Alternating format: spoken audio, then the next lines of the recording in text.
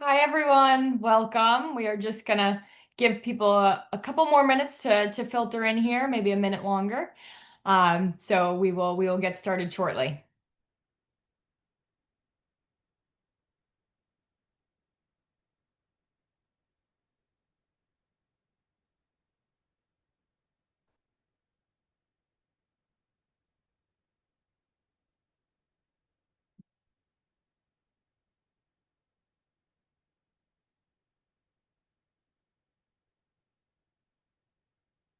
Okay. We've had a couple more people filter in, so I think we are good to go ahead and get started, and people will kind of jump in as we go along. So hi everyone, welcome. My name is Olivia Ellis, and I will be one of your hosts for today's session. I lead the customer success team here at DataBlend, and I've been with the company for about 3.5 years now. So I'm really excited to be a part of today's conversation and to share a bit more about, what we've learned and seen over the years and how you can optimize your automations by partnering with DataBlend and Lavoie. So before we get started, I just want to go through a quick bit of housekeeping. Thank you, Kate. So participants are in listen only mode. So if you do have any issues or questions throughout the session, please, feel free to use the chat box. We will have time for Q&A at the end. So we do have the Q&A box enabled, so you are able to drop any questions you have in there, and we will address all of them at the end of the session. So big, small, any questions, please feel free to drop them in. We encourage all. And we are recording today's webinar. And so we will share the replay afterwards. So if there's any pieces, you'd like to go back and rewatch, or if there's a colleague that couldn't make it today and you'd like to share it, you will have the ability to send that link to them.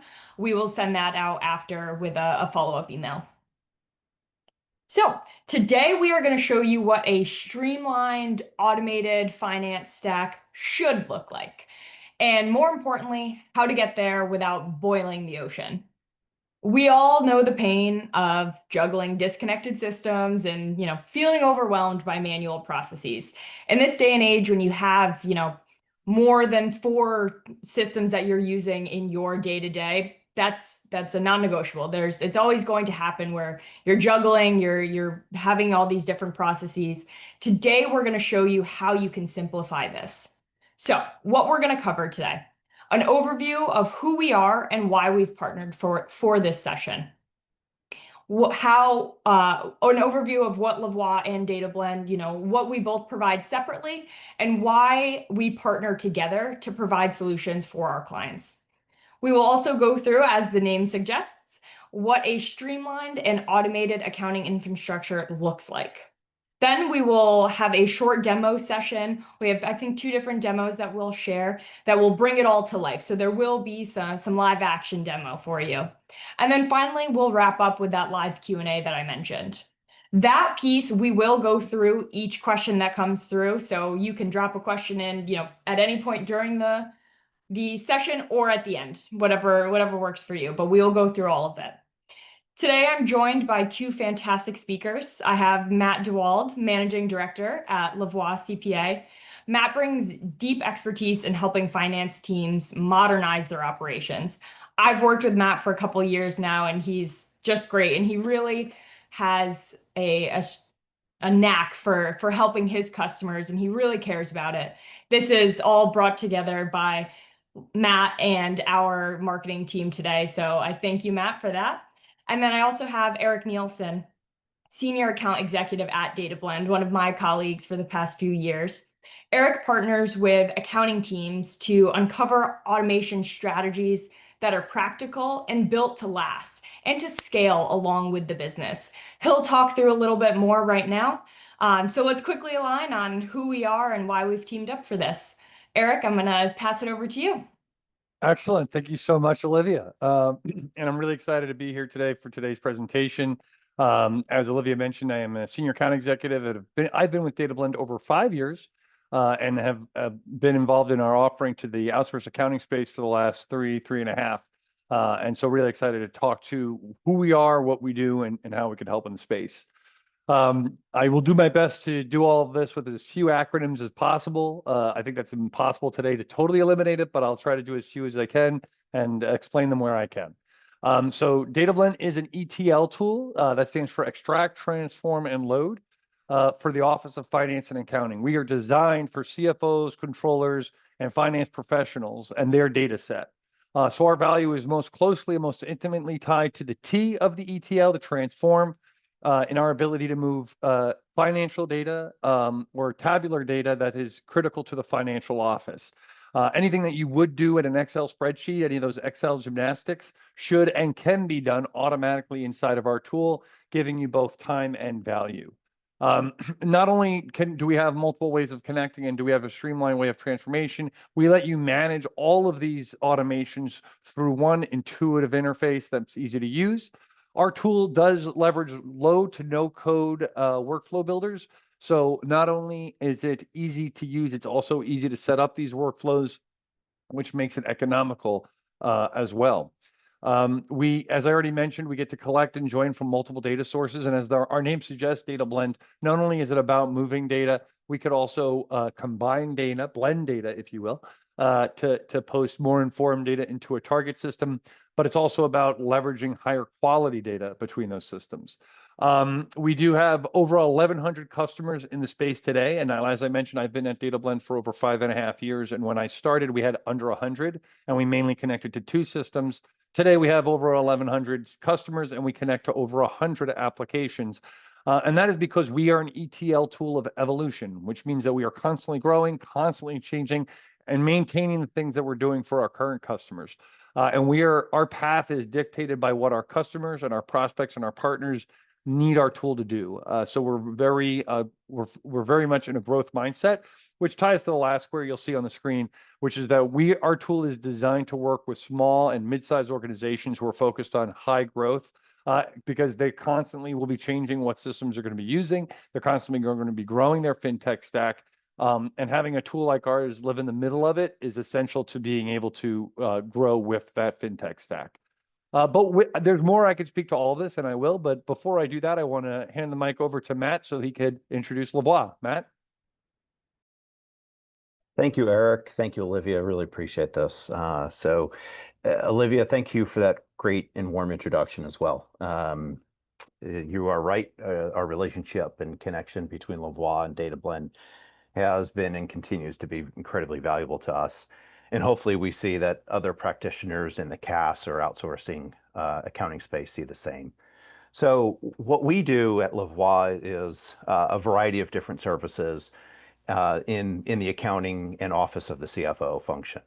So starting from the left, and our core product is what we humbly call AS, Accounting as a Service.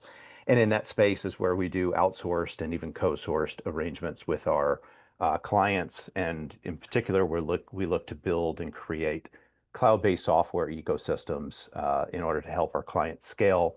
So that way they aren't thinking about accounting systems and having to migrate and continuously upgrade accounting systems.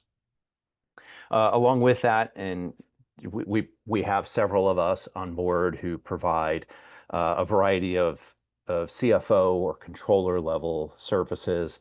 So that helps with that's either at the fractional CFO or interim CFO positions, but also maybe helping CFOs with budgeting and forecasting, or helping founders with those types of tasks.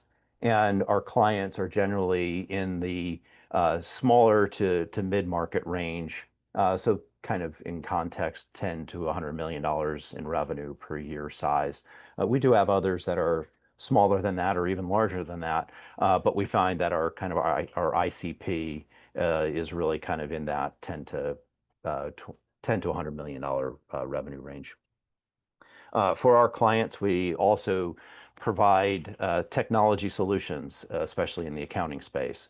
So whether that's system optimization, ERP migrations or implementations, or even just helping with automations. We help our clients with helping to get a streamlined transaction flow through their accounting systems and even other ancillary systems, which we'll talk about in a moment. And then other consulting projects. So helping with process improvements, workflow efficiencies, software evaluations, quality of earnings as well. So we help our clients really in a range of, from fundraising to thinking about how to exit their business or even acquisitions. So we can really help clients from a broad range of perspectives. Next slide. And here, and this really kind of starts tying in to the data blend component of what we do. So what we find is what's key to building a long-term sustainable accounting system and infrastructure is to have a set of systems that really communicate and talk well with each other. So that way you're avoiding having to do manual uploads of information from spreadsheets, let's say, into accounting systems, or information out of accounting systems into Excel spreadsheets for analysis. So really what we find that's most powerful is to connect the right data points and information into your accounting systems, and then having the reporting natively coming out of those accounting systems in order to help reduce the number of touches and number of times and instances that people are touching that data. So what we have here in the screen is a fairly common setup that we have for a lot of our clients. And you'll see at the middle, we've got Sage. And in particular, the product that we're talking about here is Sage Intacct. So Sage Intacct we find is really a kind of like the Swiss Army tool of ERPs for that middle, small to medium size range companies, and is a tool that really can help companies scale up to, I've seen billion-dollar companies operating on Sage Intacct without much of a problem. And one of the reasons why we really like Sage Intacct especially is because it's got a very friendly and open API environment, which allows companies to connect in data and other systems. So that way, for instance, if you don't like the accounts payable process flow in Sage, you can use a tool like Bill.com, and it's got a very seamless interface in there. And so maybe starting from the top left corner for a moment, we've got the CRM systems, right, that can help trigger new customer setups and things like that, and help to track data flow and information and bringing in content that's relevant into the accounting system. So a couple that we've worked frequently with are HubSpot and Salesforce, and I think, as you'll see later on, we actually have a demo of the functionality of HubSpot that DataBlend has created. We also make sure we're bringing in bank accounts and tying those into Bill.com, and Bill.com, it provides a great two-way connection into Sage Intacct to help manage accounts payable flows. For corporate credit cards, we find that, for instance, Gramp is a great partner, again, because it's great connectivity and approval process within Sage Intacct. So again, what we're trying to demonstrate here is that these don't have to be the systems that necessarily you're using, but if you're thinking about a very scalable environment, these are all tools that can help a company grow, but then also have a good interconnectivity into your accounting system. And what's common with all this is that there are no Excel spreadsheets or upload functions that you need to do. A lot of it's just pressing sync functions, especially once you've set up the systems and designed them correctly. Now at the bottom here, we use just a general box for payroll system and another system we call disconnected system. So that could be anything. So let's say there's a tool that does not have a native or pre-built connection into Intacct. That's where DataBlend can really come into play and help to create that streamlined process flow, whether that's through an SFTP upload functionality, which Eric will describe further, or they may have already built an API connection from one of these other systems that doesn't connect into Intacct natively, but they can create and build and maintain that API connection for you. So thinking of some examples, maybe there's a payroll system that you're using, and currently you're using Excel spreadsheets to kind of slice and dice the data. But really, if you were able to save the time and make the worthy investment of automating that process flow, maybe you'll get better information coming from your payroll system into Sage Intacct such as headcount numbers or expenses by department, or maybe even cost structure by department. And well, DataBlend could be a really good intermediary into creating that environment. As another example is we've got a number of health tech clients. And in the health tech space, we find a lot of them don't have connectivity into accounting systems.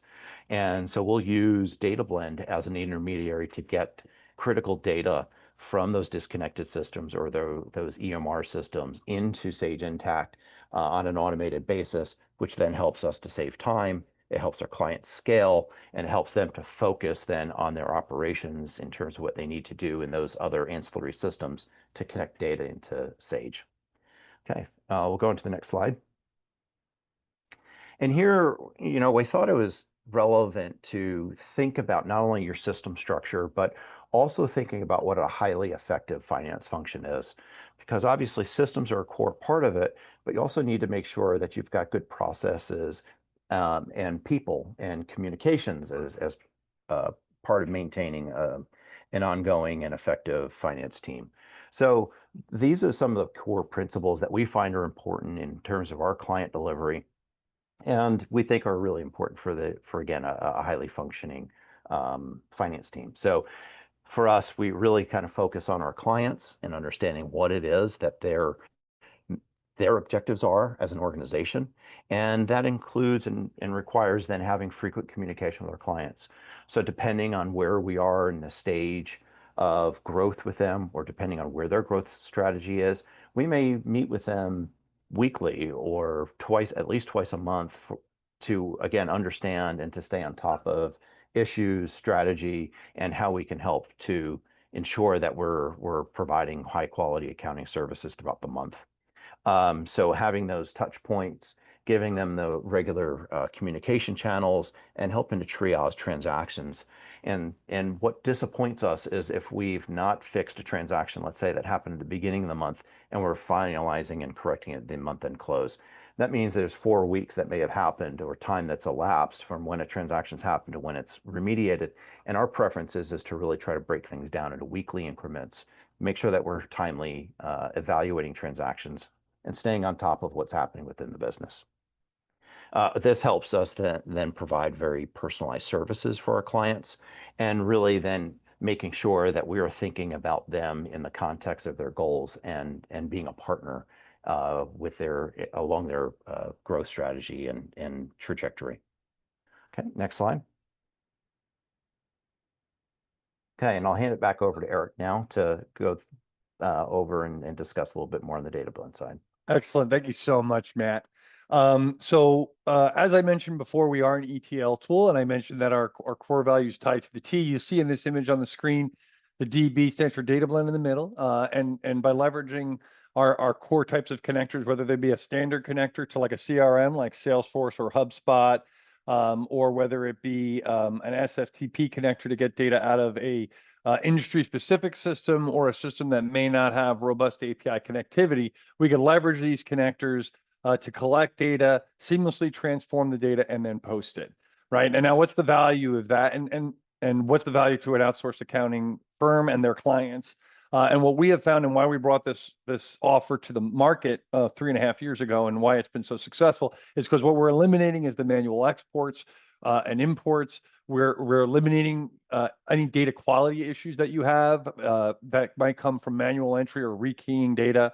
We're getting rid of high data latency, right? If that data is sitting around, you're not making decisions off of quality data, right? We're going to be able to run these processes more frequent to give you the best, most real-time data at your fingertips to make the right decisions. And on these projects, implementing this does not need to be expensive. And that's kind of the value that our tool brings in, is not only the movement of the data, not only ensuring that you have high quality data, but we're giving you that time back, and we're doing it at a very cost-effective price point. And so that's really where we've seen the most success is for small to mid-sized organizations that are looking to grow. They don't have the money or the capital to spend on a big solution. They don't have to. Our solution is very affordable. And then with that in place, you'll have more time to focus on your mission and your business because you're not spending the time manually entering data, manually chasing down where the errors are happening. and making smarter decisions in real time. Next slide, please, Kate. I mentioned before about us being an ETL tool of evolution, and I mentioned before how when I started, we mainly connected to 2 systems. Now we connect to over 100 so that we can categorize them by type, as you're seeing on your screen. And as I mentioned before, there are systems that we have standard connectors to, like Stripe, Shopify, Pipedrive, jumping around the screen a little bit, ADP, but we also have the ability, like I mentioned, to connect to SFTP, where we're seeing a lot of value in the outsourced accounting space, where clients might have a flat file from a POS system that may not have robust API connectivity, or another Excel report or CSV report that they manually have to go through. So whether it's a system that you see on this list or one that you don't, we'll be able to work with it. And today we have 2 demo videos that are going to speak to both of those use cases. The first is going to be a flat file ingestion, and the other is going to showcase some of our CRM capability. But first, I want to introduce my colleague who isn't with us today, but will be leading us through these demos. His name is Zachary Griggs. He is our VP of Customer and Partner Experience. He has got an accounting background and doesn't really have a tech background. And that's important to note because he taught himself how to use this tool. No one trained him. And today he's one of our highest functioning users of the tool and really knows inside and out what it can do. And I like to speak to that because it means that if you have an accounting background, you could be like Zachary and learn how to use this tool and really maximize the value you're getting out of it. He has experience with a lot of the platforms that you may be using today, like Sage Intacct, Adaptive Insights, Vena. He has a hands-on background with both end user and implementation consultant. He's a former director of finance and accounting, as I already mentioned, and he founded a consulting firm in 2019 focused on nonprofit organizations. So I like to mention that as well, because not only does he understand the small to mid-sized organization, he understands nonprofit organizations as well. And he is really a wizard when it comes to streamlining your processes. So with that, I'll give you a break from my voice and we'll watch our first demo video, which is going to cover flat file integration to post data into Sage Intacct.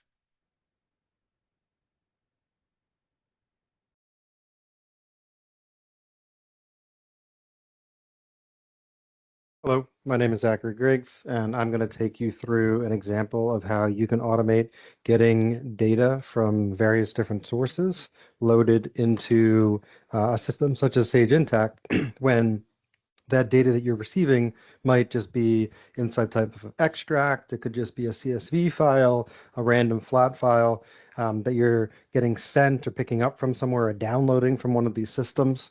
So it's a very flexible way to collect data and then still get it into the target system in an automated fashion. So let's play out the scenario where maybe I have my payroll system and it doesn't have a native connection. And so what I want to do is go into that system, download the report or receive it via email. Once I have that report, I have the ability to come into my inbox here. And then once I'm in my inbox, I can send an email. In this case, I'm going to send it to this location, zgpayroll@datablendfiles.com. This is a specific inbox that was set up for my use case. Each of you, if you set up a email ingestion for files like this, would have your own. And so there's no sharing of these. There's no need to use any personal inboxes. It comes with the functionality of using the email ingestion. It also is whitelisting whatever sender ID that you're going to be using. And so you don't have to worry about anyone on the internet finding this email and then sending in spam or additional information. It will only accept any emails that are coming from very specific senders. And you can set those senders to be a software. So if Sage Intacct or another like this HRIS system or payroll system has their own sender ID or sender email and you want to use that on the whitelist, you can. So it doesn't have to actually be a person that's sending it. But in this case, I've attached a file. It's a CSV file. It looks nothing like what needs to get into Intacct. And so I'm going to now send this. I don't need to put a body on here. I don't need to put any type of subject. I just simply hit send. You can even use email forwarding if you want to. You have a lot of different options, but as long as you get that file into an email and you send it to that location, it's going to then go through DataBlend. I'll give it a second, give it a refresh. Usually takes about 10-15 seconds. Yep, you can see it already picked up there. Here, it recognized that the file that I sent was related to payroll, and so it kicked off my payroll integration. It's going to now run through this process. Should take about 30-40 seconds to complete. It's going to take the email, take the file from the email, transform it, do what I like to call Excel gymnastics to get it to look the way it needs. It could potentially run some validation against the data, and then it's going to push it into Sage Intacct. I didn't have to come into DataBlend in order to see this. I'm simply doing it for the visual so you can see how everything is happening as it goes through the process. But you could have just sent the email and then never came into DataBlend, never gone into Intacct, and it would still go through the entire process. If I go into Intacct here and I go to General Ledger, let's go to my journal entries. It's going to go into my PYRJ. I can send it wherever you'd like. Once it's in here, here's my entry. This would have just been created. And you can see pretty standard payroll entry. You can populate any dimensions you want. You can have allocations. You can have additional employer costs. You can use custom fields, custom dimensions. You can post at any tier in the hierarchy within Intacct. And so very flexible as far as where this data is going. I'm just using the example of going into Intacct. If you worked with other software, you had different use cases that were not payroll related, not Intacct related, not a problem. We can do that as well. So again, very flexible, very powerful connection that is still really easy to work with and gives you control of when that data is making it to your destination. I had mentioned earlier that there was also validation that could happen. And so on the screen here, I received this email just now when this ran, and you'll see that it is going to run some validation in what we call a data quality report that's going to, in this case, look for any payroll amounts that are significantly higher than the prior payroll. You can check for really anything you'd like in the data. And so if you're doing any type of invoicing or receivables and you want to check for primary contacts, if you don't want to have any vendor spend go over a certain budget, any of these things is really up to you what you have this validation do, but you can assign this as part of the workflow so that it either notifies you or whomever, or you can make it have a hard stop so it doesn't even send the data to the target system if it doesn't pass that validation. It also attaches the file. So if you had, let's say, 100 different records that you wanted to go through, you can download it, work with that data, clean it up, make your adjustments, potentially, update the applicable fields, and then rerun it. But if you wanted this just to be a warning to your HR manager to maybe take a look at Joe or Joanna's or Peter or Bob's payroll, make sure that everything was accurate, you can do that as well. So very flexible. And this is just another layer where you're able to not only automate the process, but then also have confidence that there's some validation going on and keep that data integrity as part of this process at its highest point. Okay. Well, thank you, everyone. So awesome. And I love that Zachary captures the data quality reports in that demo, because those could be leveraged in any scenario, like you mentioned. It's not just payroll reports. Any logic that you want to run against the data to ensure the quality of the data moving, as I mentioned earlier in the presentation, those reports can be leveraged. So it's great that he also covered those. Now, I mentioned before we had that screen with all the different types of connectors we had available, and I did touch on some of the CRM connectors we have out there. We do have Salesforce. It's a fairly robust connector. We can send any data you want between Salesforce and Sage Intacct. But I also mentioned that we're an ETL tool of evolution. And so today, the next demo video we have speaks to the HubSpot integration between HubSpot and Sage Intacct, because what we've done is taken it a step further from just being able to connect to these systems and developed what we call wizard functionality, which makes it as easy as a few clicks of a button to be able to build some standard workflows like creating, updating customers or contacts. And we think that's a high value in the space if you're using a system like HubSpot and Sage Intacct to see just how easy it is to set these integrations up. And so with that, let's start the second video. Hi again, it's Zachary Griggs, and I'm going to take you through what we call setup wizards within DataBlend.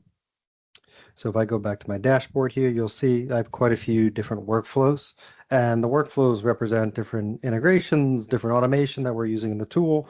And once set up, they work really well. The DataBlend team, as well as our partners, can work with you to set these up, and we have customers as well that set them up themselves. Now, what goes into that process? There'll be some configuration, some design, and some building each of those out. But what we wanted to also do was give an option for the ability to use these setup wizards to create a successful integration in a matter of minutes, and hopefully going through a UI, different screens that ask questions that are easy to follow through and come up with what is needed for that integration. So if I go into this in my DataBlend, the first thing I need to do is connect to one of these systems. So today, what I'm going to do is showcase HubSpot and Sage Intacct. This is just one example of wizards. There are others that exist besides those systems. This is just one that we developed in the last year or so and has had a significant amount of popularity. So once I go to my credential, I can type in HubSpot. And once I put that in, I can say HubSpot demo, and I'm going to say this is related to just DataBlend, and hit save. Once I do that, over here, I have this button to hit connect to HubSpot, which I can click. Once I click that, it's going to then prompt me here to say which system do I want to connect to. In this case, it's going to be our sandbox environment. And then it's going to approve that app, which I would have already done. And so therefore, there's no action that I need to take there. It's going to remember that I already approved it. I have now successfully connected my credentials. All I needed to be was a HubSpot user with admin access, and then the system does the rest. So the whole process, 30 seconds at most to go through and get that connection. But once you have your credentials set up, the next thing you can do is go to our automate section and then wizard. Once you're in Wizard, you can see here's a few different examples. We're going to choose HubSpot, and our target is Intacct. I then get to pick what are the different lists or transactions that I want to keep in sync between the systems. You can run through each of these multiple times, many times. You could do more than one of these. So it's really up to you how you want to use these. Each time you do it, you're creating this new integration. So if you change your mind on a certain setting and you want to go back, you just run through it again, and not a problem. But for now, let's go through and take a look at what the customers look like. So once I do that, it's going to give me these 5 steps. I'll click next. You have the ability here to now choose your credential. You can see I've created that demo one a few times. I'm going to choose HubSpot. Once I've connected, I now have 188 different fields. This is reading all the properties that exist in my HubSpot instance. And so if you connect to your HubSpot instance, you might then see 200, 150, whatever number of properties exist is going to show up for you. If you added custom ones, they're going to be on this list too. On the right side are the ones that we've assumed you would want on your customer. And so we put it as a default. You don't need to, you can remove them, or you can add to the list. But we have figured that you probably want an address and to know what city that's in, and their website, their zip code, things like that. But if you wanted to go in and put in a description field, for instance, you would simply find the field, select it, move it to the right. Once it's on the right side, it's going to be available to you to now map between the systems.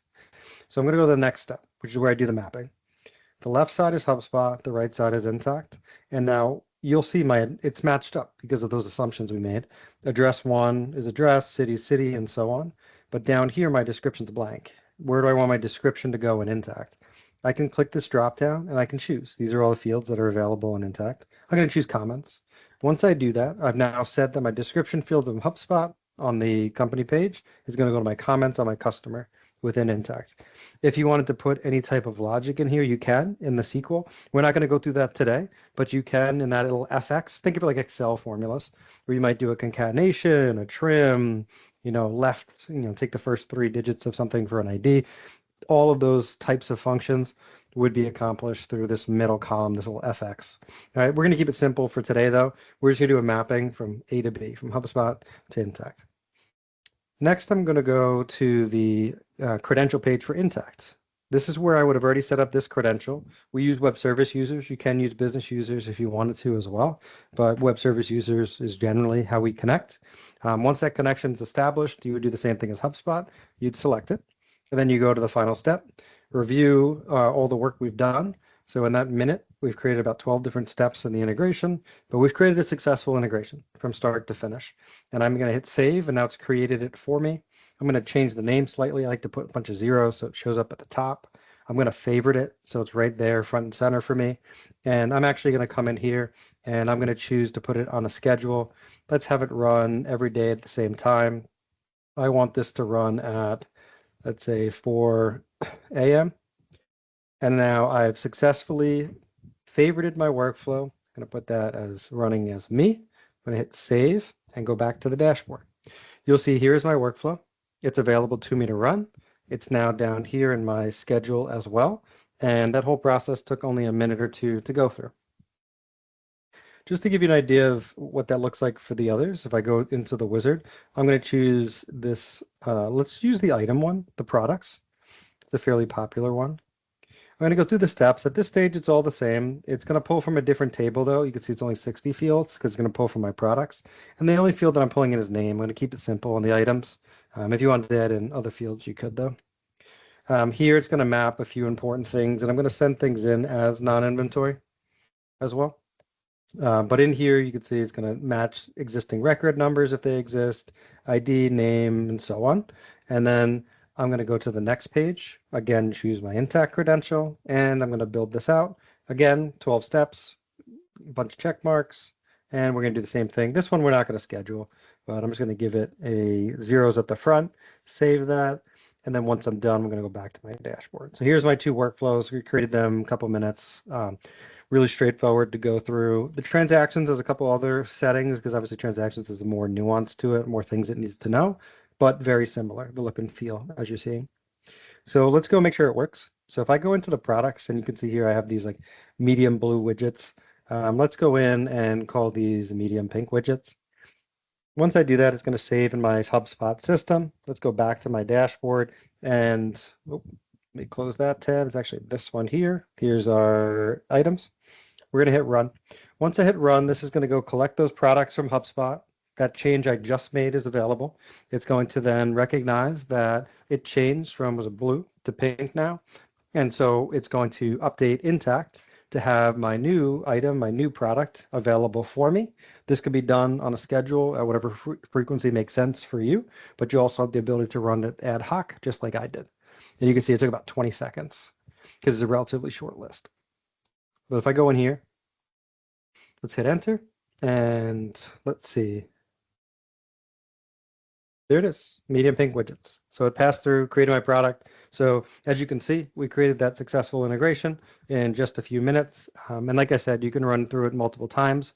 You can create all the wizards, right? If you want to also do the transactions, you also want to do contacts, not a problem. You can use everything that's on that list as well as the other combinations of systems that exist. This is just an example of where DataBlend spends a lot of our time and effort listening to our customers, to our partners, to our implementers, the people that use the tool every day to find ways to make it easier and easier to get our customers, our new customers set up, as well as our existing customers getting set up with new use cases. And we try to make that as painless as possible. If you've worked with integrations before, they can be very technical, very difficult, labor intensive to get set up. We try to break that mold and give you that really the flexibility where you see that we went through that whole process.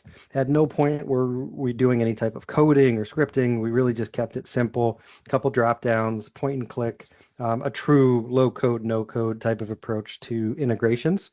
And a big part of being able to do that is our focus on the Office of Accounting and Finance, understanding what goes into the quote to cash process in this example, what needs to connect and talk to each other between those systems. But that is my demo for today. Thank you.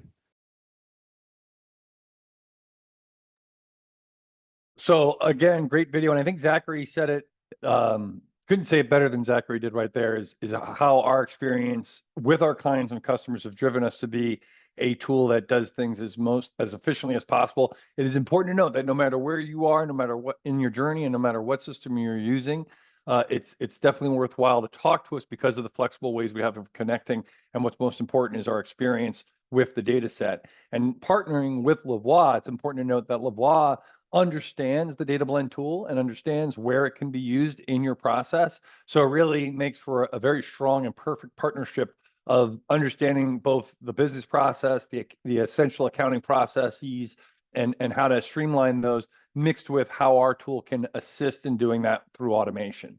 And with that, I want to hand it over to my colleague Olivia to go through some questions and answers that we can go through. Perfect. Thank you, Eric, and thank you, Zachary. So we do have a couple questions in here in the Q&A box. So I will start going through those, but it's not too late. So if you have anything, even if it's a kind of follow-up to any of the questions that we go through right now, feel free to throw them in. We will answer everything that we see in there, okay? All right, so let's see. The first one that came in a little while ago. If everything lives in Excel today, what is the first easiest win? Matt, do you want to take that one? Yeah, absolutely.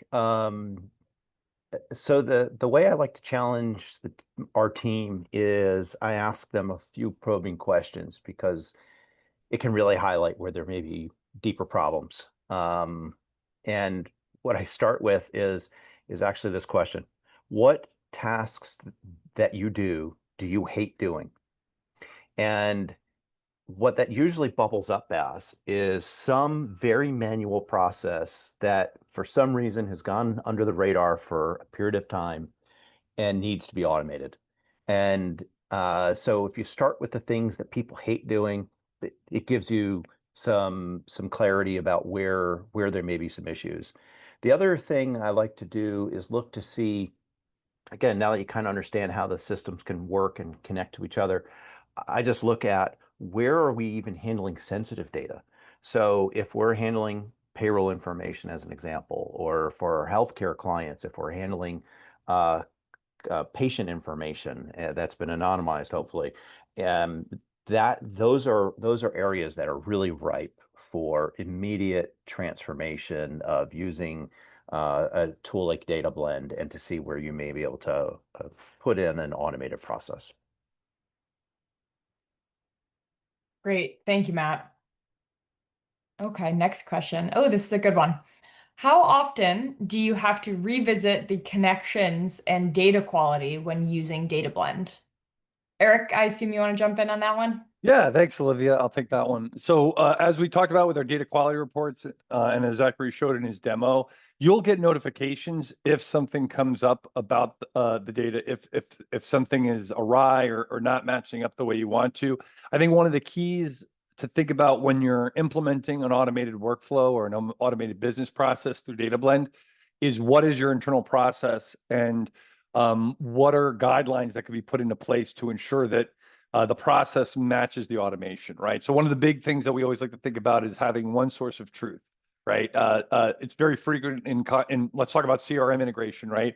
Where I had a call today where someone wanted to have customer information come over to Sage Intacct, but then Sage Intacct's going to update the customer information and send it back. And that sounds great in theory, right? Like perfect, like circular coverage. However, the issue there is that automation, there's kind of the cat eating its own tail, where or snake, I guess, snake eating its own tail. What's the origin point, right? So one of the big things you want to think about is internal processes. We don't want anyone to totally overturn or overthink, but maybe the way to think about it is streamline and simplify to match the automation, right? So have one source of truth that's carrying over the data, and what that'll ensure that married to the data quality reports and the reports that you'll get for errors and warnings will really put you in a spot that you really shouldn't have to revisit workflows very often, unless you're deciding to change the transformation or change the data set that we're moving.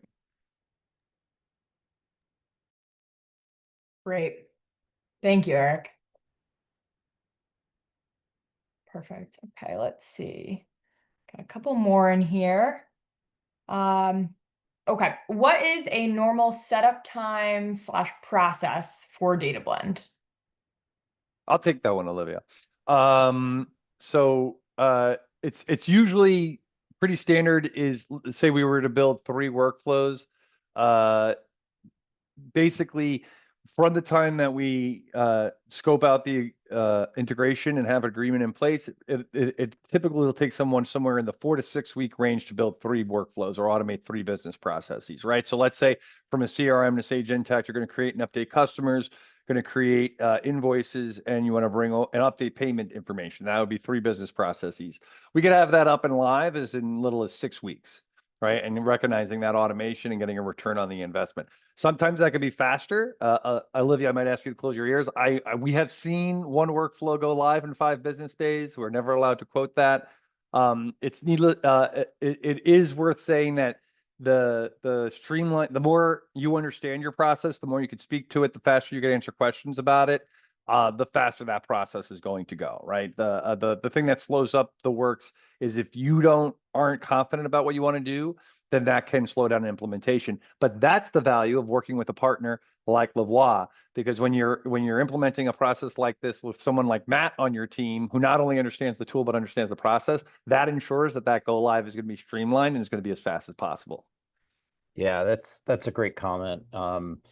You want to not just create a process or a data flow for the sake of creating a data flow. You want to understand what your objectives are.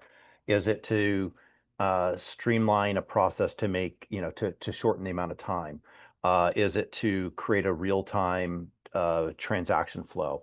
Is it to help even populate information into your accounting system in an automated way so you can then do perhaps the next step of whatever that might be? If an invoice is then triggering a commission or something like that. So you want to be thinking about everything from beginning to end. And even before coming to DataBlend, it's really important for you to think about the inventory. This kind of goes back to the first question I answered. What's the inventory of items that can be automated, and what's the priority? And start thinking about what's going to have the biggest bang for the buck. So that way you're going into DataBlend with a very clear plan about what needs to be done and what you want to tackle. Perfect. Thank you both. And from the customer side, I can speak from direct experience that having, the Lavoie partnership with the DataBlend implementation is, night and day from someone that doesn't know their data when they're trying to implement the DataBlend solution. So I've seen the value firsthand from our existing customers today. So thank you both. Okay, and then we have one more question in here. Can DataBlend handle non-financial data? I'll take that one, and the answer is yes. We use this all the time. So examples, right? So Sage Intacct can handle non-financial information like number of people, number of headcount by department. If there's a certain number of transactions on your revenue side, so number of client visits or customer visits or number of widgets sold. If you've got that information in your source system, then yes, DataBlend can help capture that information, make those computations for you, and push that data into your accounting system, similar to what it would any journal entry or transaction type. What's obviously important is making sure that you understand the metrics you're trying to calculate in your source system, and making sure that you've got a data field that's set up and ready to go in your receiving system, your accounting system in this case, in order to receive that information. But there may be other places that you may want to push that information to. Google Sheets or dashboards, or maybe it's information going into your CRM or other tools.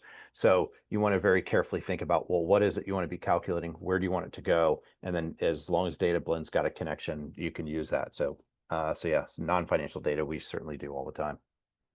That's exactly right. Thank you, Matt. Okay, I think that is everything for questions, unless anybody has any last minute ones. But as I'm not seeing any come in, I want to just give a big thank you to everyone for joining. A big thank you again to the Lavoie team and our marketing team, Kate behind the scenes, clicking the slides and putting all of this together for us. We do have our contact information here, so please reach out to us if you do have any follow-up questions. Or you want to chat a little bit more and hear a little bit more. We're here. And then, as I mentioned earlier, this recording will be sent out along, I think, with the deck, so that you can have all of this information right at your fingertips as well moving forward. So thank you everyone for joining, and thank you to our team for putting this together. Thank you. Appreciate it. Thank you, everybody.